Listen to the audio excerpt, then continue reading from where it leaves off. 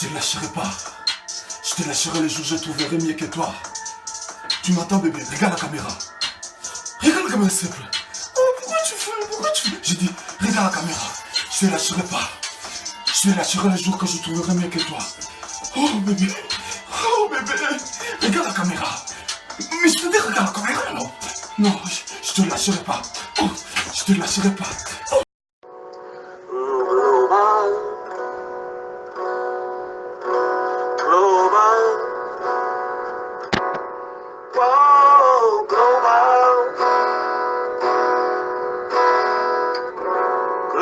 TV, Moscow.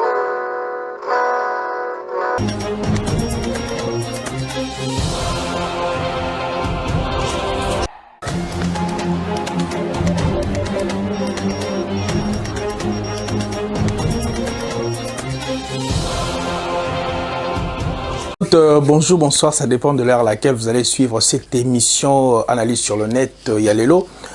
Analyse Nabiso Yalelo Toye Kaka Pona Kosembola. Question d'actualité sur le net par rapport à Makambuka Kandenge Izole Kanamboka Nabiso. Donc voilà.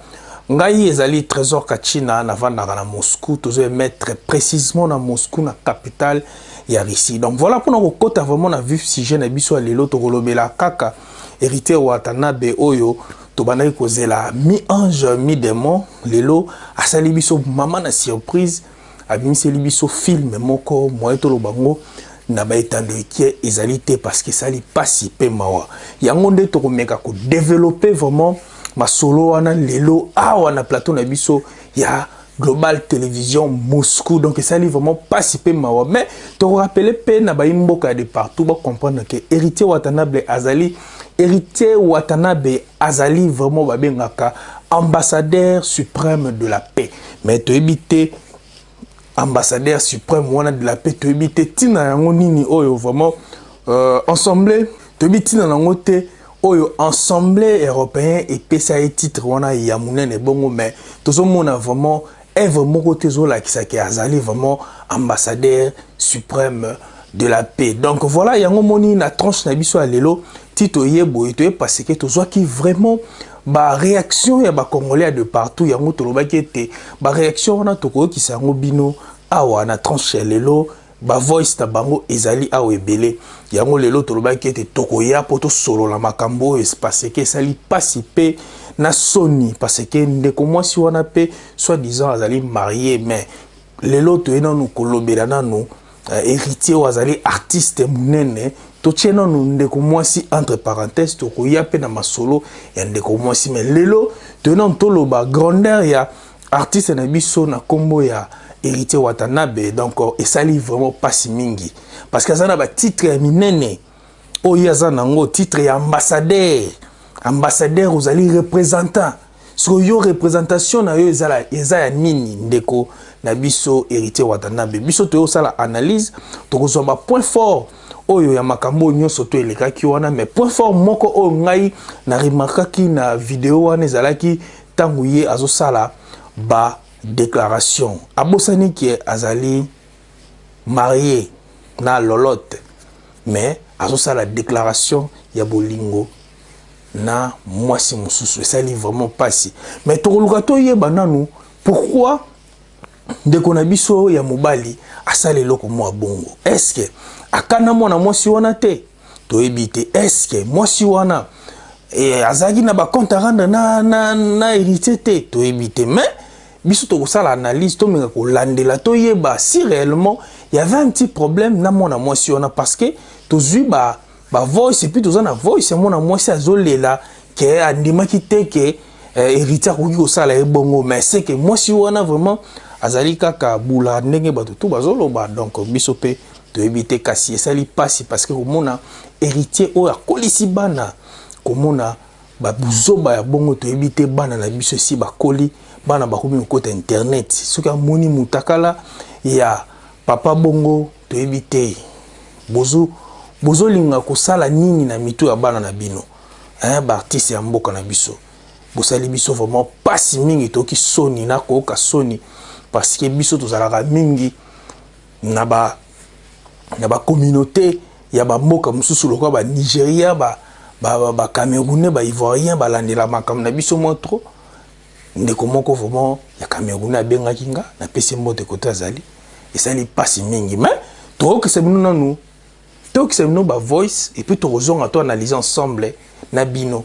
Ceux qui osent monter liboso kota la vidéo en tout cas, n'hésitez pas abonner vraiment la chaîne Nabiso et ça la biso vraiment bien makasi. Donc tout kende rapidement pour tout kende na ba voice Nabiso to luka to boyo na yo ki sebno ba voice ndenge bato batindela kinga ba voice parce que biso toza bato ya bato. Donc soki ba problème bongo ezoya ba benga biso ba yebisi biso pandela on teke. Neti siko to za na problème moko ndeko na biso moi si ba betaki ba balle na Afrique du Sud nazo zela ba etindela nga presque ba matériel nyonso tout et puis ngape na kosalela ngo émission. Donc voilà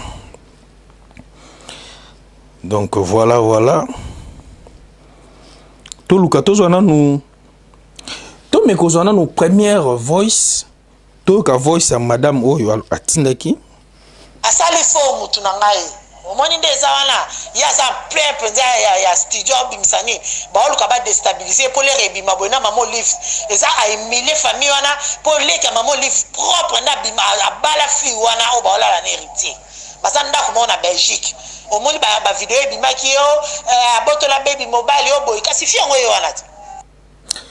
Donc voilà fiango yo wana binomo boyoki et puis fiona balobi azali mobile na azali na famille ya Olive Lembe. Donc bon en fait biso to yebi vraiment ba information na te lokwa to yebi makambo na te biso to yebi makambo ya héritier Watanabe yango to kolobela toujours makambo ya héritier Watanabe na ndeko Naomi oyo vraiment ezali pasi mingi tous sous deuxième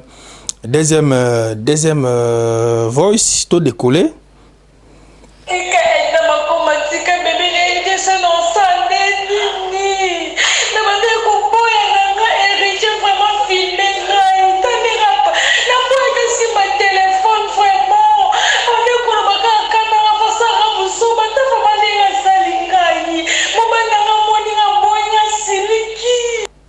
Na habité bandeko nanga boki voice on ndeni.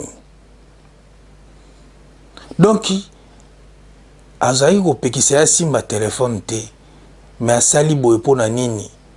Donc ça veut dire cette fille pour aller la tana ndenge ke bon je sais pas ce qui si réellement voice eza fille wana eza pasi pe mawa parce que ko yoka déjà na voice wana yoka boyo ka susu.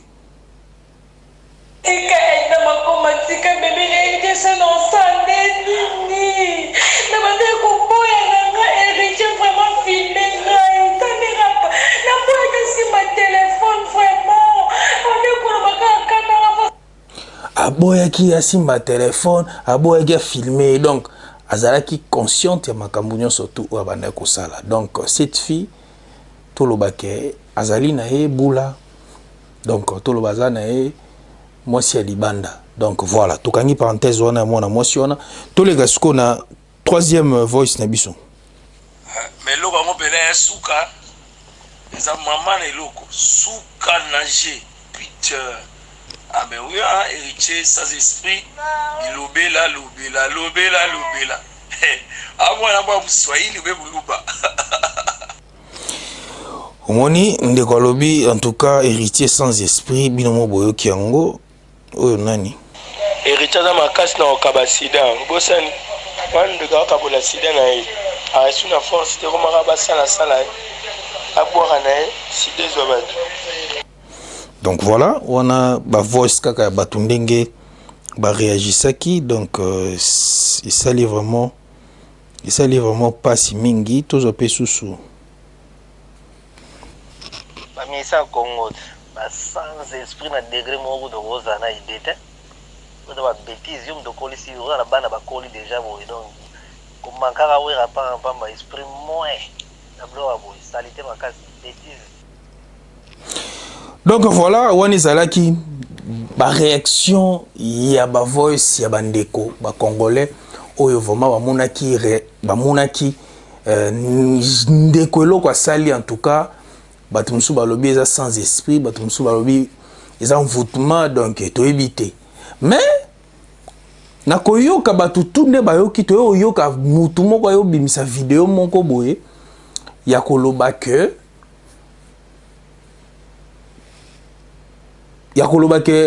ndeko na biso héritier ezalaki erreur toyoka pe voice wana abi ezalaki erreur azwaki ba téléphone na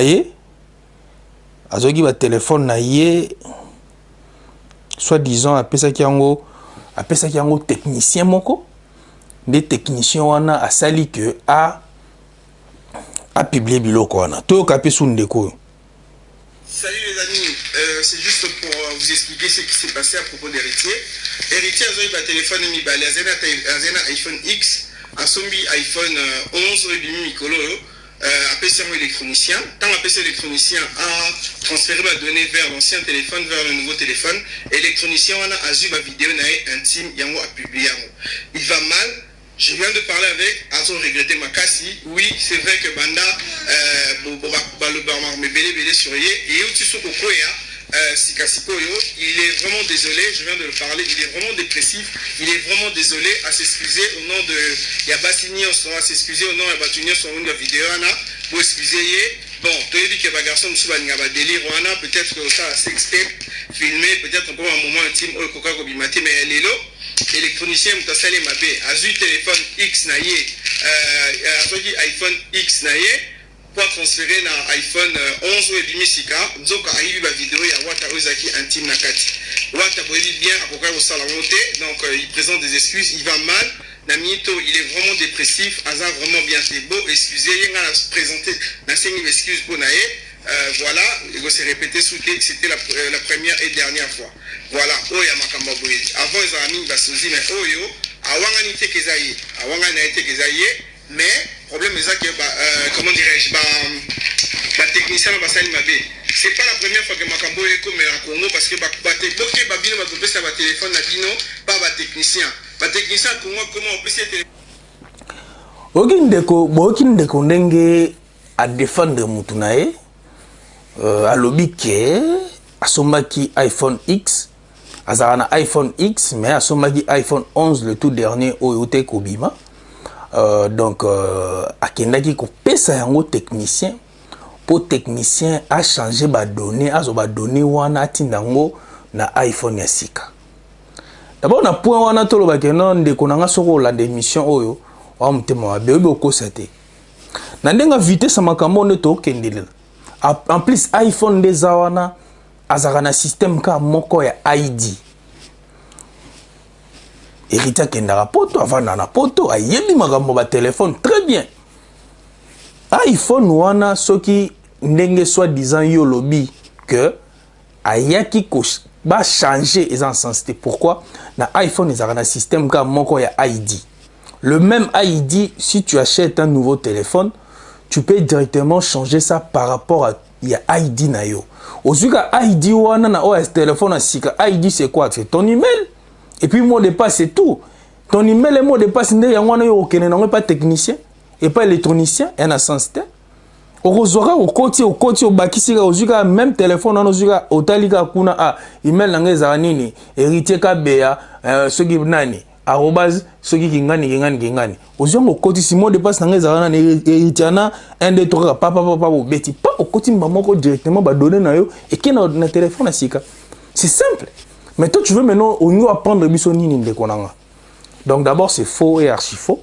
Donc deuxième point sur le biso que noté on a liboso zara ba souzi mbala o eza siko ye. Donc yo moko affirmant que ça yete aluka eloko mususu ndenga koki ko s'excuser parce que ezelo moko boye ye moko asalaki yango eza na vidéo bien eza mentionné Snapchat.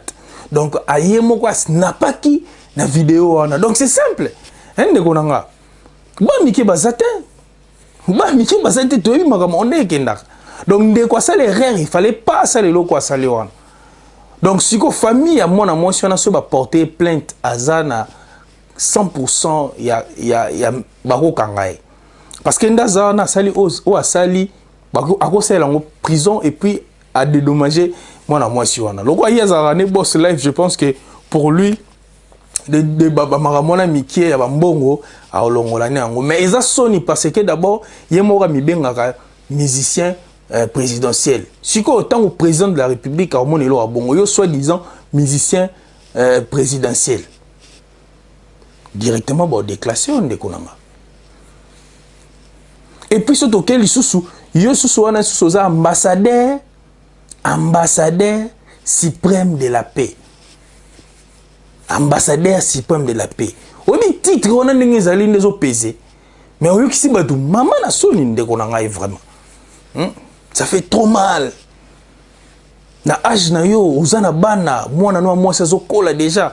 Tango mona babilo yo kasi ekomela ete ekomela e. Na be kola bango batangaka o mona ka balaxé regarde ton père. Bolingo ko bolingo komisa bana nini. On isa ba traumatisme. Hein? Bande ko ngai ba musicien. Bo protéger bana parce que makambo yo ne beaucoup mo kendelango komi mabe sex tap et ça les marali sous-souté parce que batu ba koli déjà na makambo ozo kene na ngwana yo ko sala ngote ndeko na ngai. En tout cas to kangi parenthèse on ezaki conseil moto ngai to pesa ndeko na biso héritier. En tout cas bon luka moi ko améliorer côté wana hein to yebi ke tozo zela album ko ya na base moko boete base oyo et sopio na niveau mo sakanate.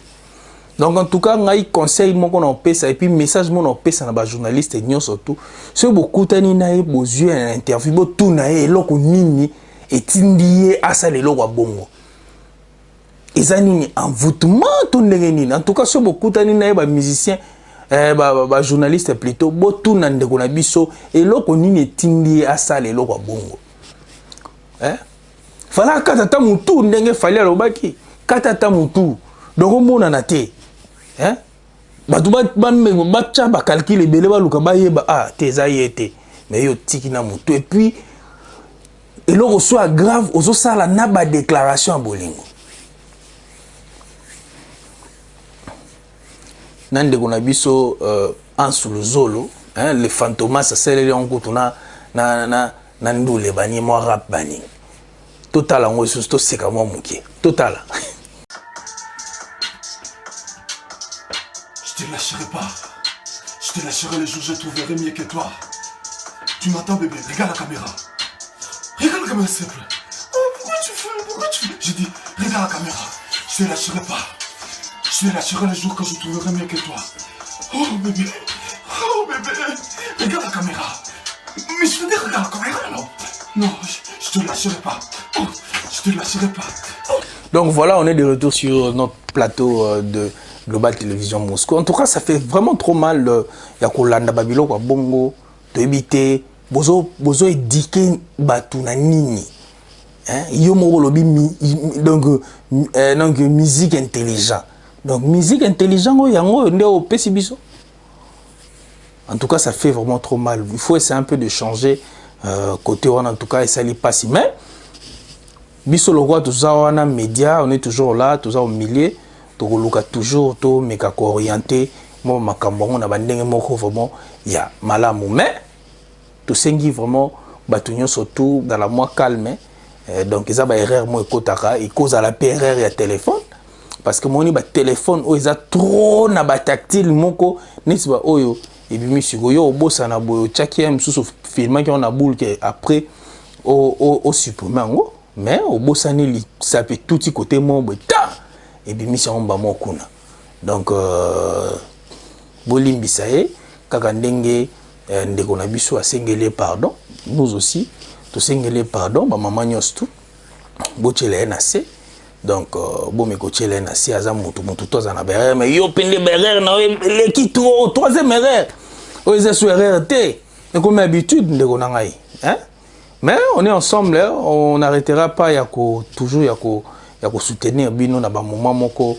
ya difficile donc tozala toujours wana quoi donc voilà quoi merci beaucoup na balandinyo surtout bazaki wana vraiment attentif ya kolanda vraiment tranche na biso mokie o tozaki nango ya ko sembola quelques questions par rapport ya ambassadeur suprême de la paix. Tu éviter, en tout cas, il faut vous convoquer, vous tourner des questions. S'il faut vous l'ongolayer, militaire, il faut vous l'ongolayer parce que ça est vraiment sonné. Donc voilà, la sengi merci, na lobby merci, na pesi merci, na batunyo surtout s'abonner à la chaîne nanga, fidèle internaute, vraiment il y a trésor kachina na pesi no bambote belé. Na pesi bambote na bana Moscou, bana Paris, bana États-Unis, bana Allemagne, bana Finlande, bana Norvège, na pesi bino ba big salam. Donc tout est là toujours connecté na chaîne Nabiso.